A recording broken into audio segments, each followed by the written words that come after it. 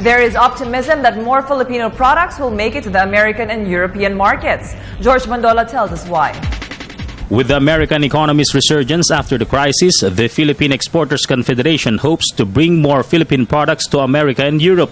Per PhilExport's record, America used to take 34% of total Philippine exports before the crisis. Export products ranging from electronics, furniture and wood crafts and other agriculture produce.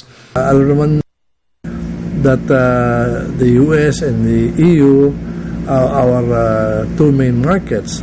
So pag nag-recover yan, talagang maganda sa export yan because right now, pinik up lang, kaya tayo medyo hindi masyado nalubog. Lumakas yung ating trade with Asia, especially China, no?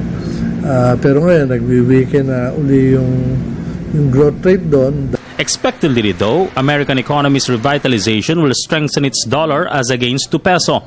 While the exporters may rejoice on this scenario, Ortiz Luis says other sector may think otherwise. However, Ortiz Luis believes that aside from the exporters and the overseas Filipino workers, more Filipinos rely on the stronger dollar value.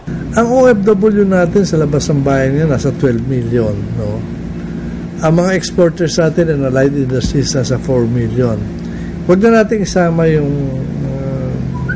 mga tourism, yun na lang dalawa na yun.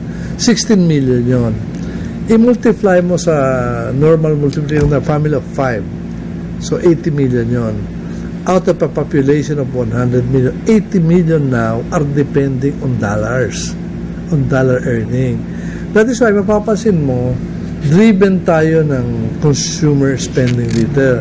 Dahil sa mga OFW. And since the American resurgence is inevitable and other economies are expected to follow, PhilExport urges the government to enact more policies that will strengthen the Philippines' competitiveness in the face of the ASEAN integration.